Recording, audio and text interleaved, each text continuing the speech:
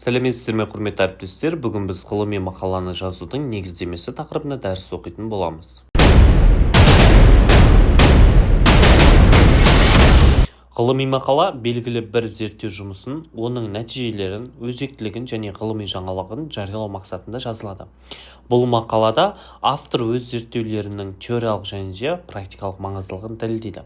Сонымен қатар, мақаланы жазудың негізгі себептері ретінде келесілерді атауға болады.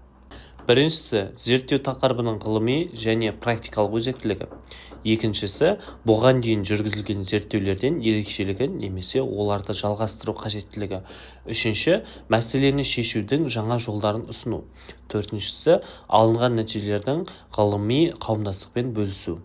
Бесіншісі, болашақта осы тақырып бойынша зерттеулер жүргізуге негізін қалау.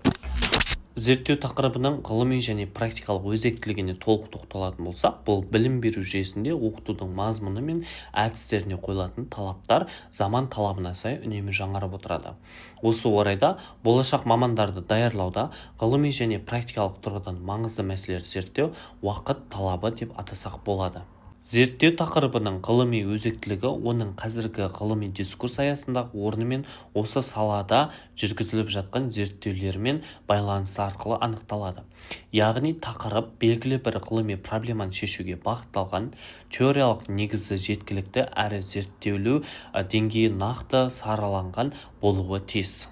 Практикалық өзектілігі дегеніміз зерттеу нәтижелерін нақты оқу процесінде немесе кәсіби тәжірибеде тиімді қолдану мүмкіндіктерімен сипатталады. Егер зерттеу нәтижелері білім беру мазмұнын жетілдіруге, педагогикалық әдістемелерді жақсартуға немесе оқушылар мен студенттердің танымдық белсенділіктерін дамытуға ықпал ететін болса, онда бұл зерттеудің практикалық мәні зор деп есептеледі. Мысалы ретінде жасанды интеллект құралдарын оқу үдерісінде қолдану арқылы білім алушылардың деректерді талдау және визуализациялау қабілеттерін арттыру әрі ғылыми жаңалық, әрі практикалық шешім болып табылады. Мұндай зерттеулер білім беру саласына инновация енгізуге және оқыту сапасын арттыруға нақты үлес қосады. Сондықтан да зерттеліп отырған тақырыптың теориялық негізі мықты, практикалық маңызы жоғары және заманауи талаптарға толық сәйкес келетін болса, бұл оны ғылыми тұрғыдан өзекті әрі білім беру тәжірибесінде қолдануға қолайлы етеді. Бұған дейін жүргізілген зерттеулерден ерекшелігі немесе олардың жалғастыру қажеттілігіне толық тоқталатын болсақ, зерттеу тақырыбы аясында бұған дейін әртүрлі деңгейде ғылыми жұмыстар жүргізілгенімен, бұл зерттеулердің басым көпшілігі белгілі бір шектеулі аспектілерді қамтыған. Яғни, бұрынғы зерттеулердің мазмұнында әдістемелік негіздеулердің толық болмауы, заманауи технологиялық шешімдердің жеткіліксіз қолданылуы немесе алынған нәтижелердің практикалық іске асырылу деңгейінің төмендігі байқалады. Зерттеу жұмысы бұрынғы ғылыми еңбектерді жүйелі түрде талдап, олардың нәтижелерін сын көзбен саралау арқылы өз бағытын нақтылайды. Осы орайда ұсынылып отырған тақырыптың басты ерекшелігі ол қазіргі заманғы талаптарға сай жасанды интеллект, деректерді интерпретациялау, визуализациялау, сандық білім беру ресурстарын тиімді пайдалану сияқты озық тәсілдермен негізделеді. Бұл зерттеу алдыңғы жұмыстарда ескерілмеген немесе жеткілікті дәрежеде қарастырылмаған аспектілерді қамтумен ерекшеленеді. Сонымен қатар ғылымның үздіксіз дамуы мен білім беру жүйесіне қойылатын жаңа талаптар бұрынғы зерттеулерді жаңаша қырынан қарастыру қажеттілігін туындатады. Әсіресе биология және де тұрақты даму бағытында білім беру мазмұнын жаңғыртуда цифрлық педагогика мен интербелсенді әдістерді енгізу ғылыми және әдістемелік тұрғыдан аса маңызды. Осыған байланысты ұсынылып отырған зерттеу бұрынғы жүргізілген еңбектердің қисынды жалғасы ретінде бір жағынан олардың кемшілігін ескере отырып жаңа шешім ұсынылса, екінші жағынан бүгінгі күннің талаптарына сай тың тәсілдерді ұсынады. Бұл зерттеудің ғылымға және практикалық білім беру саласына қосар үлесін айқындайды.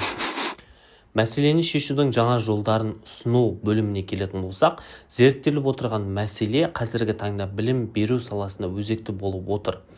Бұған дейін зерттеулерде бұл мәселені шешуге әртүрлі әдістемелік тәсілдер ұсынылғанымен, олардың басым бөлігі қазіргі білім алушылардың цифрлық сауаттылығы, дербес оқу қажеттіліктері және де 21 ғасырдың дағдылары талаптарына толық жауап бере алмауда.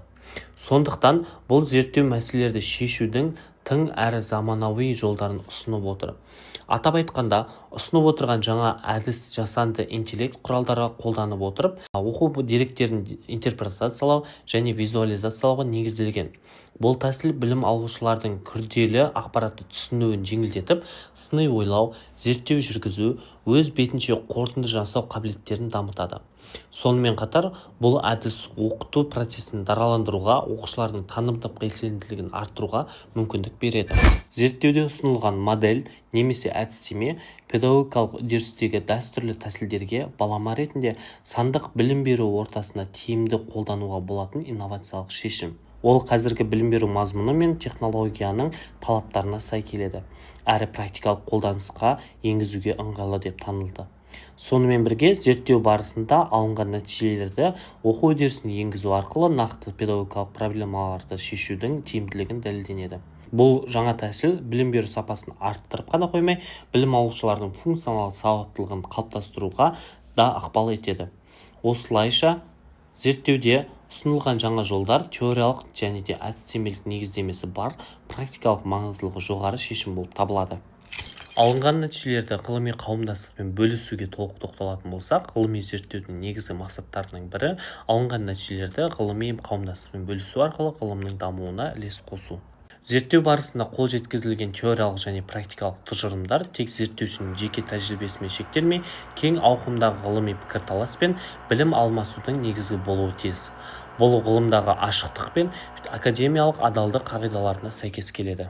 Алынған нәтижелерді жариялау арқылы зерттеуші өз еңбегін басқа ғалымдармен салыстырып, сын тұрғысынан бағалау және кері байланыс алуға мүмкіндік алады. Сонымен қатар, бұл өзге зерттеушілерге әдістемелік бағыт-бағдар беріп, ұқсас тақырып бойынша болашақ зерттеулер жүргізуге ынталандырады.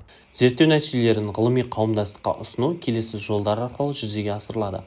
Отандық және шетелдік ғылыми журналдарда мақала жариялау, ғылыми конференцияларда баяндама жасау, зерттеу нәтижелерін ашық платформаларда орналастыру, жоғары оқу орындары мен ғылыми орталықтарда ғылыми семинарлар мен вебинарлар ұйымдастыру. Мұндай ақпараттық және кәсіби алмасу ғылыми қоғамдастықтың бірлесіп жұмыс істеуіне, пәнаралық зерттеулер жүргізуіне және білім беру сапасын арттыруға ықпал етеді.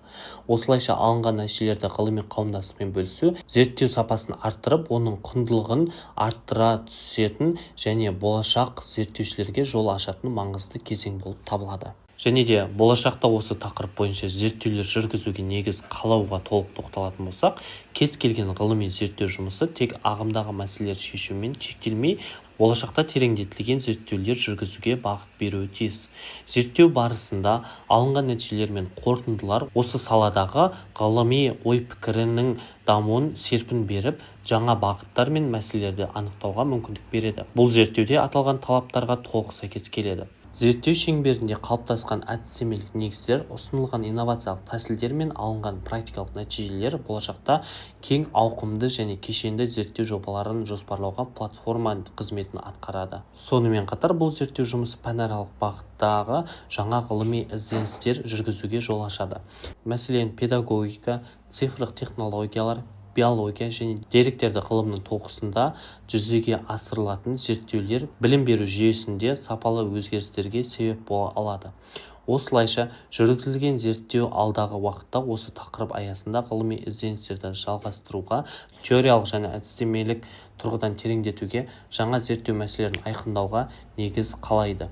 Бұл болашақ зерттеушілер үшін құнды бағдар бола алады. Жоғарыда көрсетілген негіздерге сүйене отырып, ғылыми мақаланы жазудың қажеттілігі нақты дәлелденді. Зерттеу тақырыбының ғылыми және практикалық өзектілігі, бұрын жүргізілген жұмыстардан айырмашылығы, мәселені шешудің тың жолдарын ұсынуы, алынған нәтижелерді ғылыми қауымдастықпен бөлісу мүмкіндігі және болашақ зерттеушіге жол ашуы осы мақаланың мазмұнының негізін құрап отыр.